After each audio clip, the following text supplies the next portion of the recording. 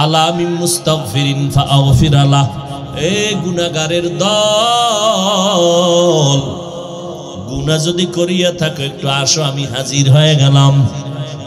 আমি আল্লাহ জোহরে আসি নাই, ফজরে আসি নাই, মাগরিবে আসরে এশায় আসি নাই। আমি রাতের বেলার শেষ বা গভীর, আসমান ঠান্ডা, জমিন নীরব, নদীর মাছ ঘুমায়, পশু ঘুমায়, পাখিরাও ঘুমায় গাছের ডালে, ঘরের সবাই ঘুমায় গেছে, এখন কোনো আওয়াজ নাই। এই সময় যদি বান্দা একটু অজু বানাইয়া আমি আল্লাহকে সেজদা দিয়ে একটু ডাক দাও, আমি আল্লাহ পাক দেওয়ার জন্য আসছি, কোনো কিছু নেওয়ার জন্য আসি নাই। আমি আল্লাহকে একটু যদি মোহাব্বতের জবানে ডাক দাও, আমি আল্লাহ সাথে সাথে মোহাব্বতের দরজা খুলে দিব। সন্তান মায়ের সাথে রাগ করিয়া কথা বলে না, দেখা করে না, এইবার চইলে গেছে কোথাও বন্ধুর বাড়ি, মা পাগলের মতো হয়ে গেল। সন্তান কখন আসবে কখন আসবে, মা রাতের বেলা ঘুমাইলো কান সজাগ, কখন সন্তান আসবে একটা মা বলে ডাক দিবে। রাতের যত গভীরতা বাড়ে মায়ের পেরেশানিও বেড়ে যায়। হঠাৎ যেই সন্তানের খবর নাই, হঠাৎ গভীর রাতে দরজায় এসে ডাক দিছে, মা দরজা খুলে দাও, আমি তোমার সন্তান। মায়ের কলিজা ঠান্ডা হয়ে গেল, একটা চিৎকার দিয়ে দরজা খুলে কয়, বাবা আয়, তোকে না পাই আমি কতটা রাত্র ঘুমাইতে পারি নাই। ও দুনিয়ার মানুষ, আজকে মা সন্তানের জন্য যদি এত মোহাব্বত নিয়ে চলতে পারে, মোহাব্বত নিয়ে যদি থাকতে পারে, ওরে ওই মা বাবার তুলনায় কি আমার আল্লাহর মোহাব্বত কম? ওস্তাদের তুলনায় কি আমার আল্লাহর মোহাব্বত কম? দুনিয়ার সব মাখলুকতের মধ্যে আল্লাহর মোহাব্বত আর রহমত 1% দিয়েছেন, আর বাকি 99 অংশ আমার আল্লাহ রেখেছেন। ও বান্দা, আমি আল্লাহ তোরে সুন্দর করে বানাইলাম, মায়ের গর্ভে আমি আল্লাহ তোর জবানটারে নাপাক করি নাই, নাবির সাথে তার লাগায় তোর পেটের ক্ষুধা নিবারণ করে দিলাম। কারণ কি জানো? দুনিয়াতে আসার পরে ওই জবান দ্বারা তুই কলিজার আম্মাকে ডাকবি, ওই জবান দ্বারা তোর মোহব্বতের আব্বাকে ডাকবি, ওই জবানের দ্বারা বান্দা তুই সত্য কথা বলবি, ওই জবানের দ্বারা আমি আল্লাহর গুণগান গাবি। এই জন্য জিহ্বাটারে নাপাক রক্ত দিয়ে নাপাক করি নাই, আমি আল্লাহ পাক রব্বুল আলামিন পবিত্র রাখলাম।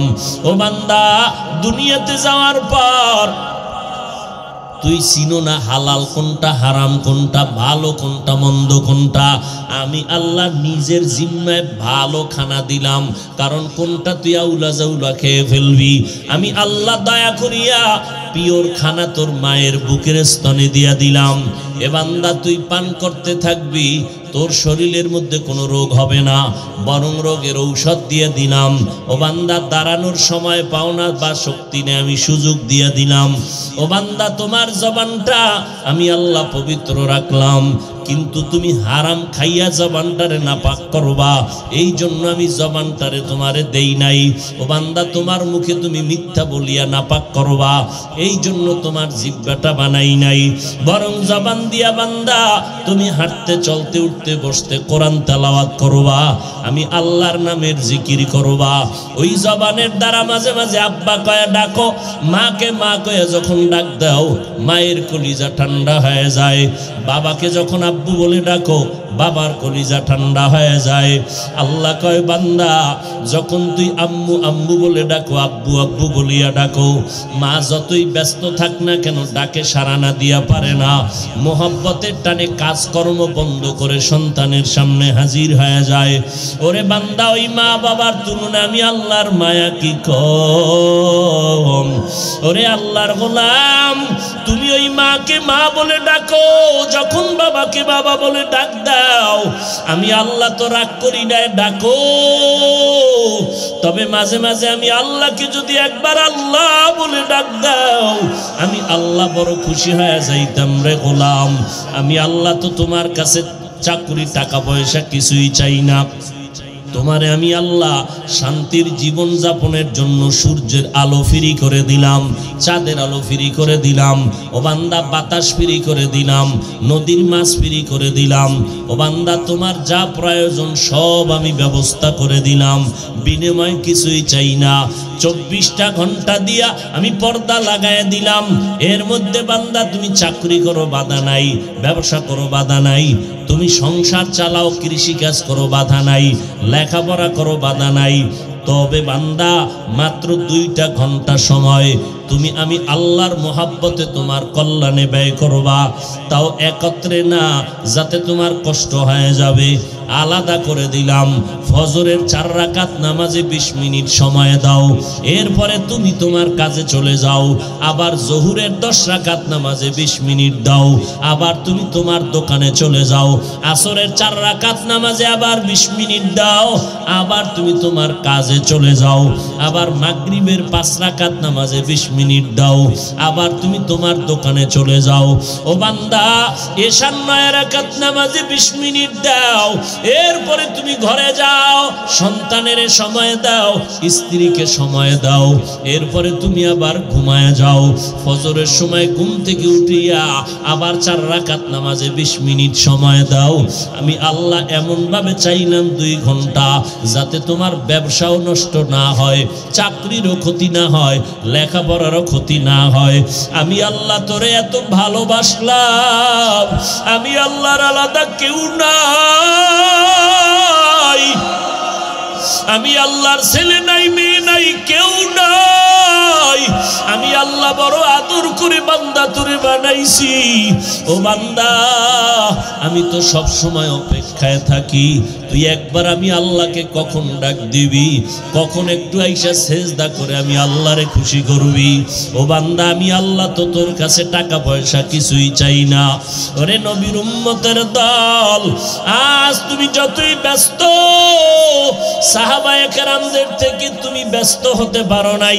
তারা ব্যবসাও করেছেন, চাকরিও করেছেন, আবার সন্তান বিবাহ করে সন্তানাদিও নিয়েছেন। আল্লাহর শুকর, তারা এত ব্যস্ততার মধ্যেও নামাজের ওয়াক্তের আগে হাজির। আবার রমজান আসলে কি পরিমাণে ইবাদত, সারা রাত ইবাদতে কাটাইতেন। একটা কোনো দিক থেকে তাদের কোনো দুর্বলতা নাই। তাকওয়ার লাইনে তারা মজবুত, ইলম ও আমলের লাইনে তারা মজবুত। এত কিছু করার পর এরপরও মরণ পর্যন্ত কান্নার আওয়াজ। আল্লাহ তাআলা নবীর মাধ্যমে ডাইরেক্ট 10 জন সাহাবার নামে জান্নাতের টিকিট দিলেন। এই 10 জনের ভিতরে প্রথম আবু বকর সিদ্দিক রাদিয়াল্লাহু আনহু, দ্বিতীয় হযরত ওমর ফারুক রাদিয়াল্লাহু আনহু। এইভাবে 10 জন সাহাবা। আল্লাহর নবী বলেন, একদিন রাতের গভীরে আমি শুনি কান্নার আওয়াজ মসজিদে নববীর ভেতরে। আমি বের হইয়া নজর দিয়ে দেখলাম কে কান্না করে এই গভীর রাতে। আমি নজর দিয়ে দেখি আবু বকর নামাজে দাঁড়ায় দাঁড়ায় চোখের পানি ছেড়ে কান্না করে। নামাজের পরে আমি আবু বকরকে জিজ্ঞাসা করলাম, আবু বকর, নামাজের ভেতরে কেন কাঁদলেন? আবু বকর চোখের পানি ছেড়ে বলে, পয়গম্বর, হাসরের ময়দানে আমি আল্লাহর আদালতে কেমনে দাঁড়াবো সেই ভয়ে আমি কান্না করেছি। কোরআন শরীফের ওই আয়াতটা যখন পড়েছি তখন আমার মধ্যে কান্না আসছে। কোন আয়াত? ইন্নাল্লাহা আশতারা মিনাল মুমিনিনা আনফুসাহুম ওয়া আমওয়ালাহুম বিআন্না লাহুমুল জান্নাহ। আল্লাহ বলেন, আমি মুমিনের জান মাল কিনে নিয়েছি, বিনিময়ে আমি মুমিনের আমার আশিকের জান্নাত দিয়ে দিছি। এই কথা শোনার পরে আমি কান্না তেলাওয়াত করলাম আর কাঁদলাম। নবী বলেন, এই আয়াতের মধ্যে তো খুশির খবর। আল্লাহ মুমিনের জান মাল কিনে নিয়েছেন, বিনিময়ে মুমিন আশিকের আল্লাহ জান্নাত দিয়েছেন। এই খুশির খবর শুই না কেন আপনি কাঁদবেন? এবার আবু বকর বলেন, পয়গম্বর, আপনি জানেন আমি ব্যবসা করি, কাপড়ের ব্যবসা। আমার দোকান থেকে একজন মহিলা বহুদিন আগে একটা কাপড় নিয়েছিল, আজকে সকালবেলা ফিরাইয়া দিয়া টাকা নিয়ে গেল। আমি মহিলাকে বললাম, ও মা, কাপড় দিয়া ফিরাইয়া আবার টাকা নেন কেন? বলে, আপনার দোকানের কাপড় আমার পছন্দ হয় নাই। বলে, তাই এতদিন পর কেন? কয়, এতদিন আমি আসতে চেয়েছি, ব্যস্ততায় পারি নাই। আমি চিন্তা ভাবনা করে দেখলাম, যেই আল্লাহ কোরআনে ওয়াদা করলেন, আমি মুমিনের জানমাল কিনে নিলাম, বিনিময়ে জান্নাত দিলাম। হাসরের ময়দানে নবী আপনিই বলেছেন, সমস্ত মানুষ উলঙ্গ দাঁড়াবে, নবীরা পর্যন্ত এইভাবে কান্না করা শুরু করবে, এইভাবে নবীরাও কাঁদবেন, মানুষগুলো উলঙ্গ দাঁড়াবে, নারী পুরুষ দাঁড়ায় যাবে, সূর্যটা মাথার উপরে আসবে, জাহান্নামের চিৎকারে হাসরের ময়দান থরথর করে কাঁপতে থাকবে। ওদিকে জাহান্নামের গরম আওয়াজ, আমার আল্লাহ রাগান্বিত আওয়াজ দিয়া বারবার হুঙ্কার দিবেন, লিমানিল মুলকুল ইয়াউম লিল্লাহিল ওয়াহিদিল কাহ্হার। ওই দিন আল্লাহ পাক রব্বুল আলামিনের আওয়াজ এত বিকট, এত রাগান্বিত আওয়াজ। ও নবী, আপনিই বলেছেন, ওই আওয়াজ আর জাহান্নামের আওয়াজ, সূর্যের গরম এমন অবস্থা হবে, নবীদের কোনো গুনাহ নাই, সেই নবীরা পর্যন্ত নাফসি নাফসি বলে কান্না শুরু করবেন, উম্মতের কথা ভুলিয়া যাবেন। ঈসা নবী কাঁদবেন, আল্লাহ আমাকে বাঁচাও, আমারে বাঁচাও, আমি উম্মতের চিন্তা নাই। ইব্রাহিম নবী উম্মতের কথা ভুলিয়া বলবে, আল্লাহ আমারে বাঁচাও, ও আল্লাহ গরম সহ্য করা যায় না রে মালিক। মূসা নবী কাঁদবেন, আল্লাহ আমাকে বাঁচাও। ওই সময় আল্লাহ হিসাবের লাইনে যখন মানুষগুলো দাঁড় করাইবেন, আল্লাহ যদি আমি আবু বকরকে ডাকিয়া বলে, আবু বকর, আমি তোমার জান মাল কিনে নিলাম, জান্নাত দিলাম, বলো আমার জান্নাতের জন্য কি আমল করেছো? আমি যদি আল্লাহর কাছে পেশ করি আর বলি, আল্লাহ আপনার জান্নাত আর আপনার মোহাব্বত পাওয়ার জন্য, ভালোবাসা পাওয়ার জন্য আমি নামাজ পড়েছি, রোজা রাখছি, তেলাওয়াত করেছি, জিকির করলাম, পর্দা করলাম, হালাল খাইলাম। আল্লাহ যদি বলে, ও আবু বকর, তোমার জান মাল তুমি ফিরাইয়া নাও, আমার জান্নাত আমারে ফিরাইয়া দাও। যেমনি ভাবে মহিলা কাপড় ফিরাইয়া টাকা নিয়ে গেল, যদি আল্লাহ এই কথাই বলিয়া বসে, ও আবু বকর, তোমার জান আর মাল তুমি আমার থেকে নিয়ে যাও, আর আমার দেওয়া জান্নাত আমারে ফিরাইয়া দাও। যদি বলি, আল্লাহ কেন? আল্লাহ যদি বলে, তোমার জীবনের যত আমল করেছো, নামাজ পড়েছো, রোজা রাখছো, আমি আল্লাহর কাছে পছন্দ হয় নাই, আমি আল্লাহ তোমার সেজদা পছন্দ করি নাই, যেইভাবে নামাজ পড়তে বলছি ওইভাবে তুমি নামাজ পড়তে পারো নাই, যেইভাবে জিকির করতে বলছি ওইভাবে জিকির করতে পারো নাই, যেইভাবে কোরআন তেলাওয়াত করতে বলছি ওইভাবে তেলাওয়াত করতে পারো নাই, যেইভাবে আমি আল্লাহর হুকুম দিয়েছি ওইভাবে আমার হুকুম মানতে পারো নাই। ও নবী, তখন আমি আবু বকরের উপায় কি হবে? সাথে সাথে অর্ডার হয়ে যাবে আল্লাহর পক্ষ থেকে, জাহান্নামের হ্যান্ডকাপ লাগাইয়া দিবে, আমার হাতে পায়ে জাহান্নামের শিকল লাগাইয়া জাহান্নামের দিকে যখন নেওয়া হবে, ও নবী, তখন আমার কি উপায় হবে? দুনিয়াতে সূর্যের গরম সইতে পারি না রে নবী, দুনিয়াতে এত গরম সহ্য করা যায় না, বেশি ঠান্ডাও সহ্য করতে পারি না, বেশি গরম সহ্য করতে পারি না। দুনিয়াতে যত গরম লাগে এর থেকে 70 গুণ বেশি গরম হবে জাহান্নামের আগুনের গরম। হাসরের ময়দানে এই গরম তাপে মাথার মগজগুলো টকবক করে ফুটতে থাকবে। নাফরমান গুনাহগারের পায়খানার রাস্তা দিয়ে পেটের নাড়ি ভুঁড়িগুলো পড়িয়া যাবে। এমন অবস্থা, কান্না করতে করতে চোখ থেকে রক্ত বের হওয়া শুরু হবে। ওই সময় আপন আপন কেউ থাকবে না, মা দিবে না সন্তান, মায়ের পরিচয় দিবে না। চরমনের জমিনে ঘুমন্ত সৈয়দ ইসহাক রহমাতুল্লাহ আলাইহি বলতেন, ও এলাকার মুসলমান ও যুবক, যদি মনে করো কবরে কোনো আযাব হবে না, তাহলে তুমিও গিয়া বাঁচতে পারলা, আমিও বেঁচে যাব। কিন্তু আল্লাহর বহু দলিল আছে নবীর হাদিসের দ্বারা, এবং গুনাহগারের শাস্তির ব্যাপারে কোরআনে দলিল আছে। কবরে গিয়া যদি দেখো গুনাহগারের জাহান্নামের আযাব, যদি আল্লাহর কবরে গিয়া যদি দেখো গুনাহগারের জন্য জাহান্নামের আগুন, কবরে একটা না দুইটা না 99টা সাপ, ওই গুনাহগারের কবরে, বেনামাজির কবরে আল্লাহর অর্ডারে দুই পার্শ্বের মাটি এত জোরে জোরে চাপ দিবে, যদি কবরের আযাব সত্য হইয়াই যায়, বলো বাবা তোমার উপায় কি হবে, আমার উপায় কি হবে? ওই অন্ধকার কবরে একটা আগুনের গরম সহ্য করা যাবে না রে বাবা। ও যুবক,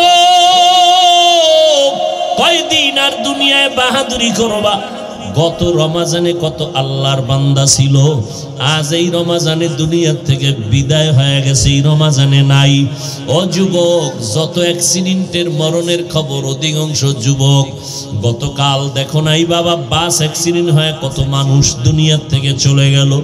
আজকে তুমি এখানে বয়ান শুনতেছো রে যুবক বাবা, আগামীকাল এই টাইমে হতে পারো তুমি অসুস্থ হসপিটালের রোগী। তুমি নিজের হিসাব মিলাও, অন্যের চিন্তা করিয়া লাভ নাই। আজকে আমি বক্তা হয়ে বয়ান করি, তুমি শ্রোতা হয়ে বয়ান শুনো। এই ভাব আর কিছুই নাই, যেদিন আজরাইল আসবে সব কিছু ধ্বংস হয়ে যাবে। সাদা 3টা কাফনের প্যাকেট বানাইয়া কে ধনী, কে গরিব, কে আলেম, কে মূর্খ, কে ইমাম, কে মুক্তাদি, কে ডাক্তার, কে রোগী, ভেদাভেদ নাই। ওই সাদা কাফনে পেঁচাইয়া জানাজা পড়ায় যখন অন্ধকার মাটির ঘরে নিয়ে যাবে, পাড়াইয়া পাড়াইয়া মাটি দিয়া যখন সবাই চলে যাবে, 2জন ফেরেশতা 3টা প্রশ্ন করার জন্য আসবে। রবের পরিচয় দাও, ধর্মের পরিচয় দাও, রাহমাতুল লিল আলামিনের পরিচয় দাও। কে কয় টাকার মালিক, কোন দলের লোক জানার কোনো প্রয়োজন হবে না। 3টা প্রশ্নের জবাব তারা দিতে পারবে যারা দুনিয়াতে রবের গোলামি করবে।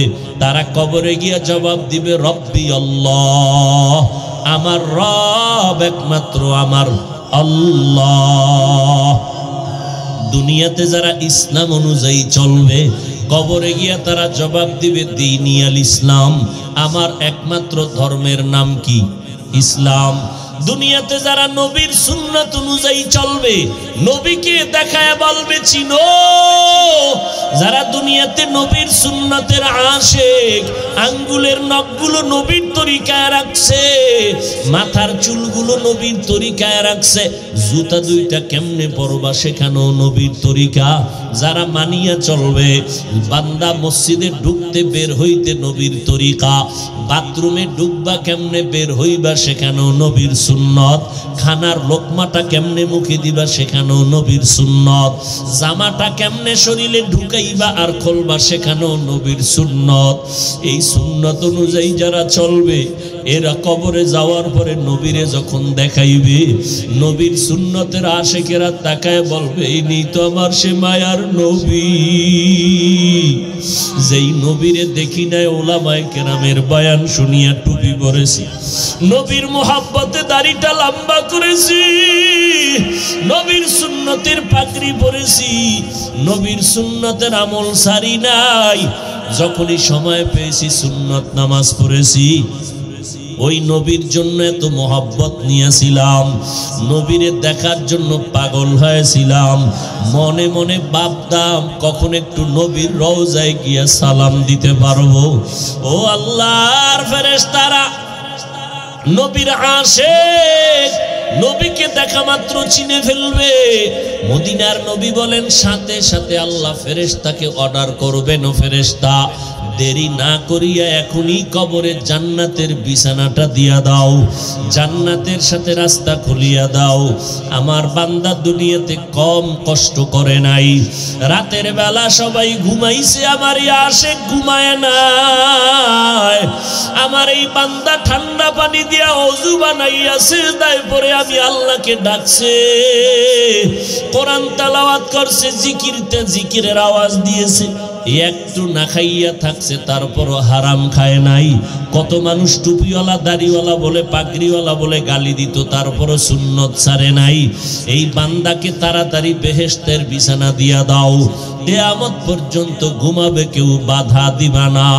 পক্ষান্তরে নবী বলেন যারা আল্লাহকে রব বলিয়া ইবাদত করে না, ইসলাম না মানিয়া কবরে যাবে, নবীর সুন্নতকে সারিয়া কবরে যাবে, এমন আশিক এই জমিনে আছে এত বড় কপাল পোড়া, নিজেও সুন্নত মানে না, অন্যেরা মানবে তাও পছন্দ করে না, নিজেও দাড়িটা লম্বা করে না, যারা দাড়ি লম্বা করবে তাদেরও পছন্দ করে না, নিজেও হালাল খায় না, যারা হালাল খাবে তাদেরও পছন্দ করে না, নিজেও টুপি পরে না, যারা টুপি পরে তাদেরও পছন্দ করে না, নিজেও আল্লাহর জিকির করে না, যারা আল্লাহর জিকির করে তাদেরও পছন্দ করে না, নিজেও পর্দা করে না, যারা পর্দা করে তাদেরকেও পছন্দ করে না।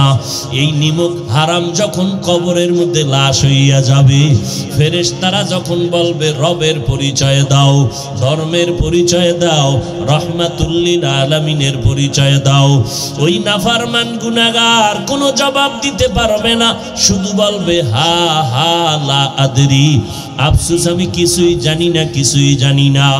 নবী বলেন সাথে সাথে আল্লাহ রাগান্বিত কুদরতের আওয়াজ দিয়ে বলবেন, ও ফেরেশতা, এই নাফরমানকে আর একটা সেকেন্ডের জন্য কোনো সুযোগ দিও না, আমি আল্লাহ দুনিয়াতে কম সুযোগ দেই নাই। আমার দেওয়া সূর্যের আলো, চাঁদের আলো, আমার দেওয়া পানি, আমার দেওয়া মাছ, আমার দেওয়া জমিনের ফসল খাইয়া একবারও আলহামদুলিল্লাহ বলে নাই। ওলামায়ে কেরাম পায়ে ধরে ধরে নামাজের দাওয়াত দিত, রোজার কথা বলতো, ফজিলত বয়ান করতো, রোজা রাখে নাই, নামাজ পড়ে নাই, সুন্নতের আমল করে নাই, একটা সেকেন্ড দেরি না করিয়া এখনই জাহান্নামের বিছানাটা বিছাইয়া দাও, জাহান্নামের সাথে রাস্তা খুলিয়া দাও। ও আল্লাহর বান্দারা, ও যুবক, ও পর্দার আড়ালের মা বোনেরা, ও বৃদ্ধ বাবাজি, কয়দিন আর বাহাদুরি করবা? ওই কবরে গিয়া জাহান্নামের আযাব সহ্য করার শক্তি কারো হবে না। একটা মশার কামড় সইতে পারি না রে যুবক, একটা মশায় কামড় দিলে সারা রাতে আর ঘুম আমার হয় না। ও বান্দা, একটা বেতের বাড়ি সইতে পারি না রে বাবা, গুনাহ নিয়ে যদি কবরে যাও কেমন করে জাহান্নামের আযাব সহ্য করবা? পায়ে হাত রেখে বলি, নিজের চিন্তা করিয়া এখনো সময় আছে, গুনাহ থেকে নিজেকে বাঁচাও। বরকতের রমজান আসতেছে, মাওলার কাছে দুই ফোঁটা চোখের পানি ছেড়ে কাঁদো আর কলিজা দিয়া ডাকো, দয়ার মালিক, আমার মতো গুনাহগার কেউ নাই, এত পরিমাণ অন্যায় করেছি জীবনে, আমার অন্যায়ের খবর আমার মা জানে না, ভাই জানে না, বোনেরা জানে না, কেউ জানে না রে আল্লাহ। গুনার খবর মাত্র তুমি জানো, তুমি জানার পরেও তো রাগ করিয়া পানি বন্ধ করো নাই, বাতাস বন্ধ করো নাই, সম্মানের জায়গা থেকে ফেলাইয়া দাও নাই। ও আল্লাহ, আজকে তোমার দরবারে হাজির হয়ে গেলাম, আমার মতো গুনাহগার এই ময়দানে যখন আসছি আর গুনাহ নিয়ে ঘরে যেতে চাই না।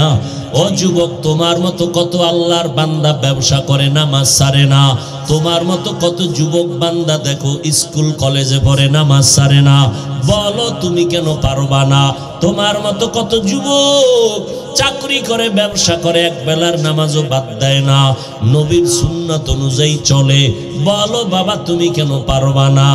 আল্লাহর আযাবকে কি তুমি ছোট মনে করেছো, নাকি কোরআন শরীফকে মিথ্যা মনে করেছো? ও আল্লাহর বান্দা, আমলওয়ালা জান্নাতের টিকিট পাইয়া যদি আবু বকর কান্না করতে পারেন, জাহান্নামের ভয়ে যদি হযরত ওমর কান্না করতে পারেন, কবরের আযাবের ভয়ে নবীর সাহাবী উসমান রাদিয়াল্লাহু তাআলা আনহু যদি কান্না করতে পারেন, ওরে আল্লাহর বান্দা, তোমার আমার সেই অনুযায়ী কি পরিমাণ কান্না করা দরকার? অথচ দুঃখ লাগে রে যুবক, তোমার ডানে বামে কত বান্দার চোখে পানি, অথচ তোমার চোখে এক ফোঁটাও পানি নাই। মোনাজাতে কত বান্দা কান্দে, তোমার চোখে কান্না আসে না কেন? না জানি তোমার অপরাধের কারণে আমার আল্লাহ বেজার। ও ওই মা বাবায় তোমার উপরে বেজার, না হয় তোমার চোখে কেন কান্না আসবে না, জাহান্নামের ভয় কেন আসবে না? কোন দিন জানি মরণের ডাক আসে বলা যায় না। ওই আজরাইল যেদিন হাজির হয়ে যাবে, কই পালাবি রে যুবক?